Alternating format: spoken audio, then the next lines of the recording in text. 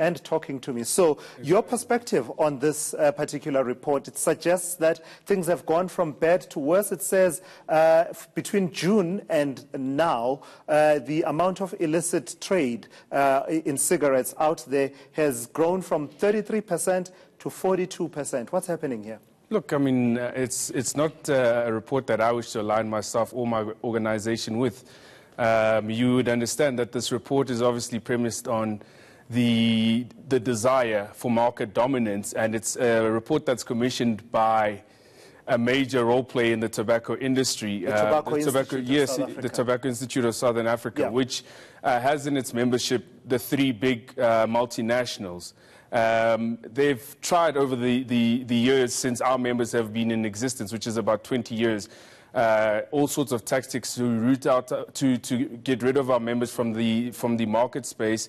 It's been played out in the media where, for instance, there's been proof that there's been spying on our members and so forth. I mean, they've also resorted to ensuring that our members are kept in informal So what are you saying to Mr. Nhlanhla? We shouldn't attach too much weight to what the Ipsos working with the Tobacco Institute are telling us? No, definitely not. Definitely not. I mean, these reports have been commissioned worldwide by these multinationals. I mean, there's an example of cases in Australia and in New Zealand where these multinationals, for instance, in Australia, commissioned a report which exaggerated the illicit trade and stated it at about $1 billion Australian dollars. The government of Australia then said, hold on, we're going to commission our own independent study, and found that there was no truth whatsoever attached to the report commissioned by the multinationals. And they did so using a reputable auditing firm such as KPMG, that is the multinationals there. So even though people are of the opinion that Ipsos is an independent research body, when you look at who's financing the research and the purpose and the intent of what this report seeks to achieve, you cannot attach any weight to it. I'd go further as to say, in dissecting the report, in the portions that I have seen, because I've been advised that TISA has deliberately not released the entire report to the public at large. But one thing that should raise eyebrows, for instance, is that they indicate that they've conducted a study on some 2,000 stores and identified that in total there are about 135,000 stores, which means in essence they've only conducted a research on a market of about 1.5% of the market. All right, so give me your sense then, if we depart from what this report is saying.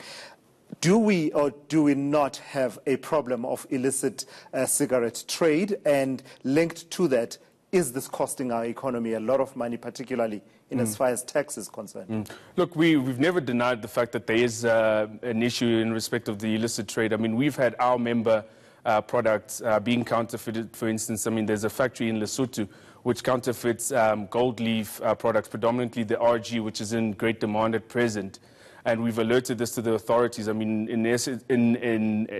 at present, the Gold Leaf Tobacco Corporation is currently involved in litigation against that entity that is counterfeiting their products. In addition to the illicit trade, though, and where I think the Ipsos report is a tad misleading, is that it only identifies payment of excise as the only compliance risk to the fiscus. There are many more that are not highlighted by this report. For instance, I think it conveniently does this. It doesn't highlight the aggressive tax avoidance practices engaged in by the multinationals, such as base erosion and profit shifting.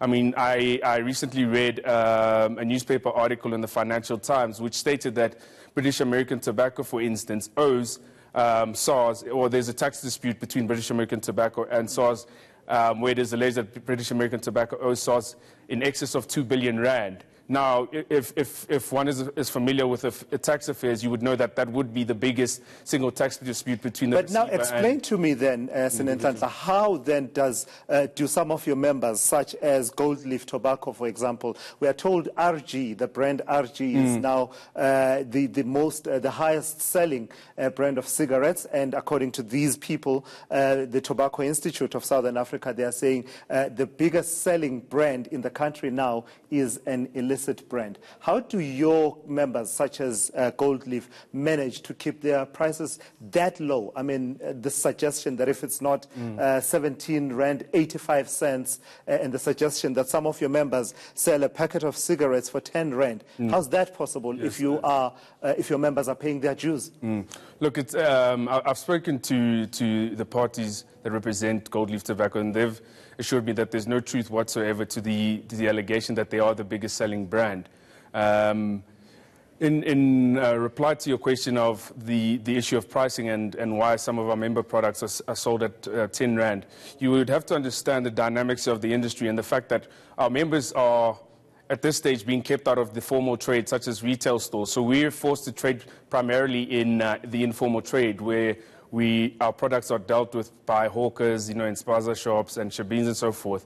And in that space, you find that our products get diluted with the illicit stock. And what people that engage in the informal sector tend to do is they buy illicit stock, which is much cheaper than our member brands, which so far in excess of what the minimum collectible tax is. And they do what we call price averaging. And this is something that we've picked up. And we've had many issues where, for instance, officials of the South African Revenue Service have said to us, listen, we're picking up your member brands in addition to the illicit trade, where these guys are using your invoices to, in essence, try to justify why they're in possession of. So that partly explains why some of the brands that is part of it. I mean, there's also cost that much less, which I mean, in the explanation, at least of the established tobacco companies, such as the ones represented here, suggests that you simply cannot charge that little and still honor your duties in as far as the fiscus is concerned. Look, that's not something that I'm in agreement with. I mean, there's the Constitution that clearly states that you cannot impose a minimum price at this stage in relation to the tobacco industry. Not that our members are obviously selling their brands for cheaper, for less than what the minimum collectible tax is, but you have to factor in the fact that we are being pushed into this informal space. And this is something that I've challenged the Tobacco Institute of Southern Africa on countless occasions, that they should allow us to compete fairly with them on an equal footing in the formal retail sector and stores and forecourts at petrol stations and so forth. Why do your brands get counterfeited so much? It's quite convenient, isn't it? I mean, here you are being asked questions about how some of your members' practices, and part of your explanation is that there's a lot of counterfeiting, and some of the counterfeited cigarettes end up being mixed up with your, with your legitimate brands. It requires a lot of faith on our part to believe that your members are doing absolutely nothing wrong. They're just victims of counterfeiting. Why do they get counterfeited? Look, the counterfeiting is predominantly in relation to the RG brand. Like I said, there's evidentiary proof that this brand has been counterfeited in Lesotho. As I indicated earlier, that they are currently litigating against the factory in Lesotho, which is engaging in these practices. But beyond counterfeiting, you also get brands which our members are producing locally, legitimately, under license, which are also manufactured in neighboring countries, which are then smuggled through our porous borders. And that counterfeiting is one of the avenues in which you find these brands being sold for cheaper. You also find the smuggling, and you also find that there are potentially factories and imports that are coming in that are undetected. All right, Senetla Mnguni, thank you so much for coming through pleasure. And sharing with us your perspectives around this issue.